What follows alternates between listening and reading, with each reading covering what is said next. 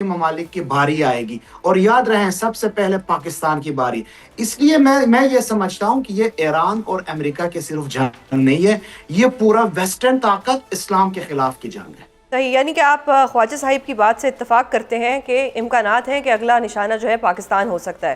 ख्वाजा आसिफ साहिब ने भी लेकिन आज ये बयान दिया। शक ना करें इस बात पे, ग्रेटर इजराइल के रास्ते में जो मुल्क रुकावट बनेगा वो इनके रास्ते में होगा और उनकी बारी आएगी। लेकिन अल्लाह के फजल और करम से 4 दिन से आप देख रहे हैं जो सोच रहे थे वो बिल्कुल बराबर नहीं निकला और बिल्कुल गलत साबित हुआ, और इसके बाद भी आप देखते रहेंगे कि ये बहुत लंबी और तवील मुद्दत जंग होगी। लेकिन अगर ईरान इतना अच्छा जवाब दे सकता है तो हम तो एक एटॉमिक मुल्क हैं, अगर ये हमारी तरफ मैली आंख से देखेंगे तो इनको जवाब भी मिल जाएगा, क्योंकि हमने इंडिया को भी बहुत अच्छा जवाब दिया था। अब मुझे बताइएगा। बिल्कुल ठीक कह रहे हैं, लेकिन अगर मुझे 1 मिनट इस बात के जवाब देने, याद रहें जंगें एटॉमिक बम से नहीं लड़ी जाती, तैयारों से नहीं लड़ी जाती, जंगें अज़्म रासिख और लोगों और गवर्नमेंट की हिकमत अमली के साथ साथ उनकी जो जज्बा है उससे लड़ी जाती है। ईरान के पास इंटरनेशनल सुपर पावर के सामने शायद इतना कुछ नहीं है, लेकिन ये अज़म है, ये इनका इरादा है, ये इनकी गैरत है। अगर हम पाकिस्तान के पास, मुझे पता है कि ये गैरत मौजूद है और इंशाल्लाह पाकिस्तान तक नौबत नहीं पहुंचेगी जब तक ईरान है। सही। ये और सर एक चीज़ बताइएगा कि ट्रंप ने एक दावा किया है, ट्रंप ये फरमाते हैं कि जी ये जो जंग है ये 4 से 5 हफ्ते तक चल सकती है। क्या इतने अरसे तक ईरान इस जंग को सस्टेन कर सकता है? मैं आपको बताऊं 4 हफ्ते बहुत कम है। मैं अपने तौर पे तकरीबन पिछले 30 साल से ईरान में रह रहा हूँ, इनकी हर चीज से वाकिफ हूँ। मैं समझता हूँ अगर इस जंग को 1 साल के लिए भी टाइम लगे, ईरान में बुनियादी बहरान पैदा नहीं हो सकता। इसकी मेन वजह मैं आपको बताऊं, खुराक और अदवियात की बुनियादी फराहमी में ज्यादा से ज्यादा ये लोग खुद कफील है, खुद बनाते हैं अपनी चीजें। More than 95% of their food item, edible item and medicine. दूसरी बात, हल्के और भारी फौजी साजो सामान इंपोर्टेड नहीं है, इनकी अपने मुकम्मल अंदरूनी पैदावार है। तीसरी बात, इनके पास 435 ऐसे शहरें हैं जिनमें मुनासिब बुनियादी ढांचे मौजूद हैं और ये एक दूसरे को क्राइसिस के टाइम पे मदद दे सकते हैं। 15 ममालिक के साथ इनकी जमीनी सरहदें हैं, 2 दरियाओं के बीच में हैं और 90 मिलियन आबादी की अंदरूनी पैदावार से सारिफ तक का जो खुदकार निज़ाम है और साथ साथ एसार का जज्बा और मजबूत मजहबी फिक्री निज़ाम की वजह से मैं आपको बता दूं 3-4 हफ्ते नहीं, ये 1 साल बआसानी 1 साल तक लड़ सकते हैं। यानी कि ईरान प्रिपेयर्ड है, फुली प्रिपेयर्ड है। Fully prepared, yes. सही। यानी एक तरफ इजराइल ये दावे कर रहा है कि आप लोगों की जो मिसाइल जो हैं वो ख़त्म हो जाएंगे, मिसाइल जो कैपेबिलिटी है आपके पास वो ख़त्म हो जाएगी, तो ये उसके जो दावे हैं ये गलत है। ये इसराइल के लिए मैं आंसर नहीं दूंगा। मार्क रूबियो साहब ने इसी इंटरव्यू में आंसर दिया था कि ईरान दिन में 100 बैलिस्टिक मिसाइल पैदावार उनकी कैपेसिटी और बनाते हैं दिन में 100, और हम बनाते हैं वो मिसाइल इनको इंटरसेप्ट करने के लिए दिन में 7। और अभी याद रहे कि ईरान ने सिर्फ first and second generation missile use की है। लेटेस्ट मॉडल जो 3rd एंड 4th जनरेशन है वो उस वक्त यूज करेगी जब इनके इंटरसेप्टर्स खत्म हो जाएंगे। तो ये देखें, अगर दिन में 100 मुकम्मल पैदावार, सिर्फ मार्क रूबियो के मुताबिक इनकी मिसाइल पैदावार की सलाहियत है और अमेरिकन के 7 से 8 हैं, तो ये कब किस बहरान का शिकार हो जाएंगे वो आगे हम देख लेंगे। सही। और सर जो खलीजी ममालिक पर जो हमले किए जा रहे हैं ईरान की तरफ से, उस पॉलिसी में कोई तब्दीली आ सकती है? हमले रुक सकते हैं? याद रहे ईरान ने जंग से पहले 1 महीने से ये अनाउंस कर रहा है कि हम खलीजी ममालिक के साथ न कोई दुश्मनी रखते हैं, न उनके ऊपर हमला करना चाह रहे हैं, लेकिन अमेरिका हमसे बहुत दूर है।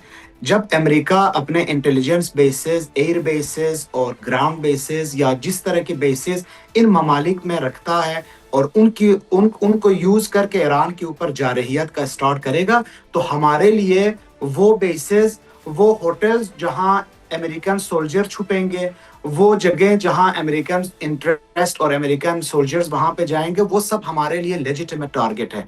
जब हमारे प्रेसिडेंशियल ऑफिस के ऊपर हमले हो सकते हैं, हमारे रहबर के ऊपर हमला हो सकता है, हॉस्पिटलों के ऊपर, स्कूलों के ऊपर हमला हो सकता है, तो हम किसी चीज पे बाउंड नहीं है। जहां जहां हमें लेजिटिमेट टारगेट नजर आएगा वो हम हिट करेंगे। ये बार बार बता रहे हैं, अरागची साहब भी इसको अनाउंस कर रहे हैं और गवर्नमेंट ऑफ ईरान भी इसको बता रही है। सही। سر آج وزیر خارجہ نے بھی یہ دعویٰ کیا ہے، پاکستان کے وزیر خارجہ نے، کہ ایران اور سعودی عرب کے درمیان سیز فائر کے لیے انہوں نے بات چیت کی ہے، اور ایران نے اس بات کی گارنٹی دی ہے کہ وہ سعودی عرب پر اٹیک نہیں کرے گا، اور یہی گارنٹی جو ہے وہ سعودی عرب نے بھی دی ہے کہ وہ اب ایران پر اٹیک نہیں کرے گا. اس پر کیا کہیں گے آپ؟ یہ بہت بہترین حکمت عملی ہے. یاد رہیں ایران نے یہ انفارمیشن سننے کے بعد بالکل ڈکلائن کیا کہ ہم نے آرامکو کے اوپر کسی طرح کی جارحیت نہیں کی اور اٹیک نہیں کیا. یہ یاد رکھیں موساد کی جاسوسوں کا کام ہے تاکہ سعودی عربیہ اور ایران کو جو ایک رپروشمنٹ کے بہترین مرحلے پہ تھے اس کو دوبارہ آپس میں لڑانے کی کوشش کریں. یہ جو بات فورن منسٹر آف پاکستان نے کی ہے بطور ایک پاکستانی، ایک ایرانی جو ایران میں رہ رہا ہے، تہ دل سے اور ایرانیوں کی طرف سے پاکستان کے عوام کا شکریہ اور پاکستانی گورنمنٹ کا شکریہ جو اتنا بہترین کردار انہوں نے دکھائی ہے اور پالیسی بنا رہے ہیں. سر آپ کو لگتا ہے کہ پاکستان جو ہے وہ امریکہ کے ساتھ بھی سیز فائر کروا سکتا ہے؟ میرا نہیں خیال. سیریسلی اگر مجھ سے آپ پوچھیں تو یہ امریکہ اور اسرائیل کی جب تک ان کو پتہ نہ چلے کہ ہمارے نقصانات بہت زیادہ ہو سکتے ہیں، یہ انٹرمیڈیٹری کے بغیر بھی رک جائیں گے، یہ جلدی رک جائیں گے. آپ یقین کریں 1-2 ہفتے کے اندر یہ خود سیز فائر کے بہانے بنا کے سیز فائر کے آپشنز دے کے یعنی سر آپ دوبارہ یہ ان کے ساتھ پریڈکٹ کر رہے ہیں کہ 2 ہفتے میں یہ جنگ ختم ہو جائے گی؟ مجھے پریڈکشن اس طرح ہے کہ اگر امریکن سولجرز ابھی بتا رہے ہیں 6 مارے گئے ہیں، ایرانی میڈیا کے مطابق اور IRGC کے مطابق more than 80 American soldiers had been severely hit، کہ 50 سے زیادہ ان کی ہلاکتوں کی تعداد ہے ان کے پاس.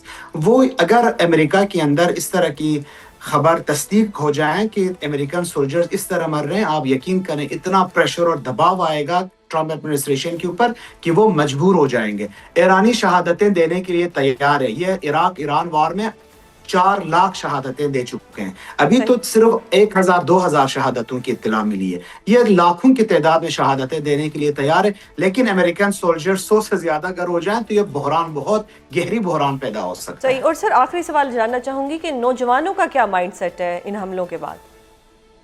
آپ کو نوجوانوں کی مائنڈ سیٹ دیکھنے کے لیے میں اس بات پہ بھی اتفاق کرتا ہوں کہ ایران کے اندر سوشل خلیج بڑھ گئی تھی، ابھی بھی ہے سوشل خلیج، بہت سارے لوگ خوش بھی نہیں تھے، لیکن خامنئی صاحب کی شہادت کے بعد جو سینٹیمنٹ ہم سڑکوں پہ دیکھ رہے ہیں، نوجوانوں میں دیکھ رہے ہیں، بچوں میں دیکھ رہے ہیں، آپ یہ دیکھ لیں کہ پورا ایرانی لوگ فیملی کے ساتھ چھوٹے ننھے بچوں کے ساتھ آ رہے ہیں اور سڑکوں پہ ہیں، دعائیں دے رہے ہیں اور سوگ منا رہے ہیں. آج کی سینٹیمنٹ ایران میں اتنا زبردست ہے اور اپنے سپریم لیڈر کی شہادت کے بعد یہ صرف اور صرف ریونج کے نعرے لگا رہے ہیں.